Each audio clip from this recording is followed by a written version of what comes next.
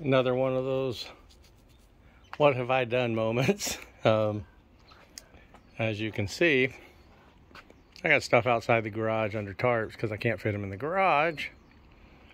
And I just got this dropped off. Not just this, but this as well. So I've pretty much known that I was looking for a Monarch 10EE, and one of the guys that follows me on Instagram said he just saw a couple out at a scrapyard. Would I be interested in it? For the prices, right? If the price is right, I'm interested in anything. Anyway, price was right. He sent me pictures. First thing I noticed in the distance was the 3 little knobs right here. I said, hey, that's English metric. And he sent me a picture closer up of the label, and sure enough, it is, talks about millimeter per rev on the 3rd row. So this is a standard, 20-inch between center bed, English metric. And you can see by the Monarch logo, if you're looking at it with the start-stop switches down here and stuff, that looks like it's not a super old model. That was another thing that I noticed. And worked out a deal and just got them dropped off today. Interesting things. English metric. It's got the taper attachment. Missing the back part of the taper attachment. Travadial that doesn't work. It's been sitting outside for months in California, so this is the shape that it's in. But I think it's going to clean up okay. Here's where we kind of wipe down this real quick, and it's not pitted or anything. We'll just once I get it cleaned up, I'll be able to measure and see if the bed's trashed. I mean, outside of that, if it works good, English metric, I mean, can't complain. I thought this was interesting. It doesn't have an ELSR, but it does have the reverse speed thing here. Now, I haven't taken this off to see if it's wired in, but I got to figure out the wiring still. Looks like this is a safety here. There's 2 wires there. There are 3 wires that aren't hooked up to anything. I'm hoping that maybe that's just the straight wires that used to go out to the plug, maybe. I'm not sure now that I see there's 3 of them. I'll figure that out, but it has a date of 12-something-87 down there. Over here, I think it says it's 88. So, little US Navy sticker. Got a nice little oil chart. Thought that was cool. The electrical down here looks complex. Looks like there's 2 or 3 rows of stuff and all kinds of wires and doodads and flux capacitors and stuff like that. So hopefully it's all there. Looks good down here. Says that looks like a 5-horse DC motor. Here's something, wires for something, so I have to figure out what that is. It's the fan. So yeah, so it needs a full restoration, needs to be fully gone through, but let's see. Take this cover off here. Sorry, I'm doing this with my cell phone, so apologize.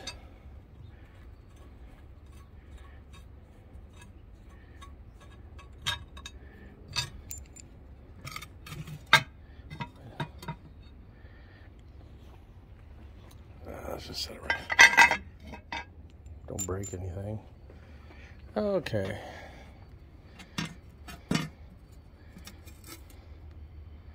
So this is inside the headstock. I don't know if I dropped something. I don't know if you can see in there. Looks like some water did get in. You can see a little bit of rust right there. right there, little condensation type rust.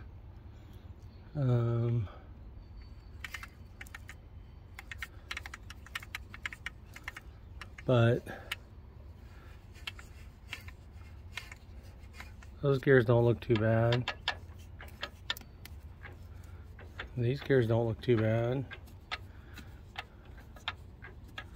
So, and it's promising. So, anyway, that's that one. I'm hoping that this one is the one that cleans up and is awesome. Both of these handles have been ran into and damaged on both machines. But looking at all the other knobs and everything, it looks like it's okay. The compound is rusty. It looks like they're, but overall, doesn't look like there's anything, you know, it looks like it's in pretty good shape. I think that's about it. I mean, it's, you know, the only thing that it could be to make it better is if it had the ELSR and then what, maybe the 30-inch bed. And then if it had the fancier dials that had the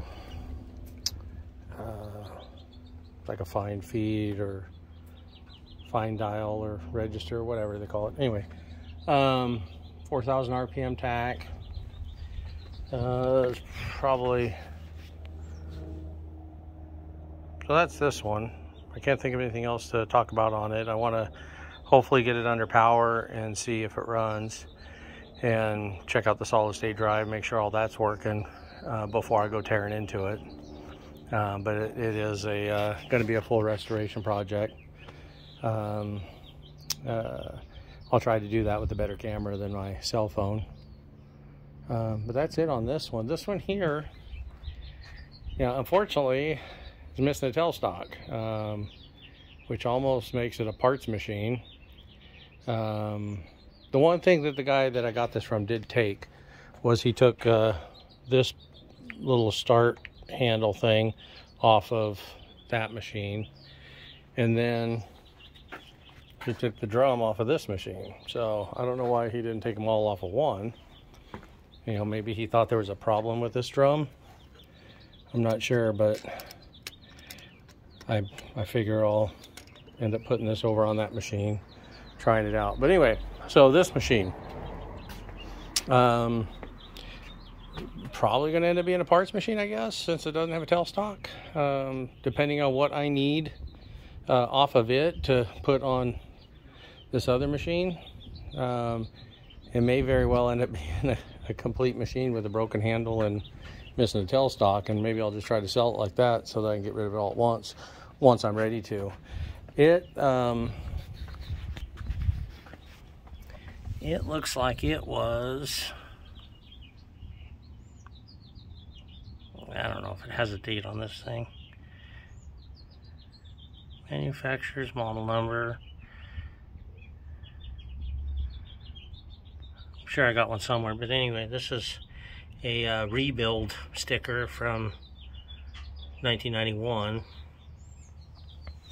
Probably at that time it was converted. You can see that it has a spot down here where you'd have the probably the start stop buttons and stuff, and they're not there. And then down here you have this Pacemaster 2 Cleveland machine controls. That is a solid state converter thingy for running the DC motors, from what I understand. And the Pacemaster 2 goes up to 5 horsepower. So, and all the wiring in here doesn't really seem to be monkeyed with. So I'm thinking when it got rebuilt in 91, they converted it to a solid state drive and put, you know, maybe that's when they put this on. I'm not sure. I haven't even opened this up, but we've got this big electrical box back here. Coolant pump. You know, it looks a little rustier than the other one, but still not bad. You know, we'll figure out the condition of the bed once once I get it cleaned off. I really don't want to move it too much. Here's some of the side covers. And the only negative, well, if it is a negative, I don't know. The only thing I noticed was that this one is broken. This one's not. This one, I think, the broken one goes on just the regular English machine, not the English metric, I think, based on the color. But anyway, it has these little strips on it, whereas the other one doesn't. So, but the other one has the 3 holes here where it should have the strip. So I'll probably take the strips off and move them over as long as I have them all, because I like the look of it. I think that Monarch made in the USA sticker is pretty cool. That probably goes with the English metric. So anyway, that's everything. Got all the doors and covers and everything. And I'm just going to try to take the 2 of them, make one good one, and then I'll part this one out or sell it as like a parts machine. So that's it. If you have any questions, let me know. If you know where I might be able to pick up a handle for a reasonable charge, let me know. I might try to see if I can, this one's completely broken, but maybe, I don't know if they're aluminum or pot metal or what. Maybe I can weld them or something, I don't know. Anyway.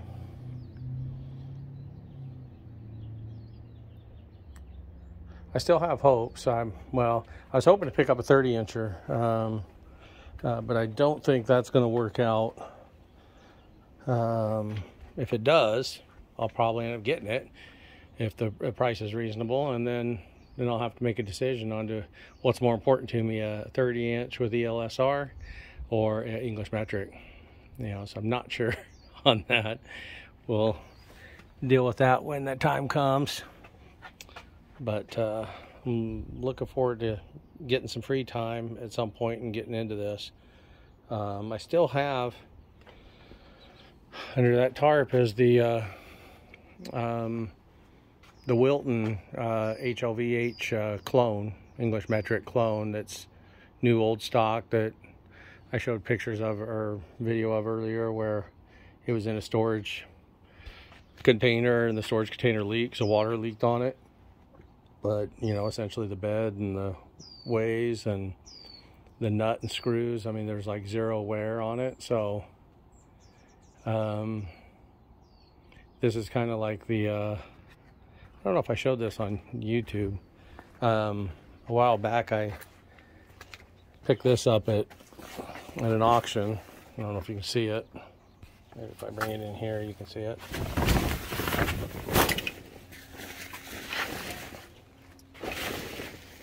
That's probably good enough. This is a Taft Pierce surface grinder. Now I have a Boyer Schultz, but I got this thing for super cheap, and I just think it has a lot of coolness factor to it, a lot of style. So I suppose the same thing is happening here. Is the Boyer Schultz that I have is a 6x18, and I have the hydraulics for going back and forth, whereas the Taft Pierce is a 5x10, I think, or 5x12 manual, but it's got the coolness factor, so now it's hard to decide what I want to keep and what I want to get rid of. HLVH clone with 0 wear and tear. It's got some rust that I need to clean up. I do need to do some work on it, or English metric Monarch 10EE that needs a full restoration. And it's going to have whatever wear it's going to have, made in 88. I know a lot of guys that have these machines that were made in the 40s, 50s, are still serviceable. And so I'm hopeful that this is the same as that since it's in the 80s, that it's plenty serviceable and it's not just trashed on the ways and everything. But I really won't know that till I get it all apart. It's going to be a little bit of time before I get a chance to get it all apart, but I wanted to show it to you. I'm excited about it. I'm looking forward to working on it. So I need to find some room in the garage to get at least this one sat in there. I'll get the other one under a tarp. But I got some buddies that are pretty good with electronics, so I'll have them come over and check out this solid state drive. I'll get a hold of Monarch, see what information they can give me, or sell me. And that's about it. Thanks for watching.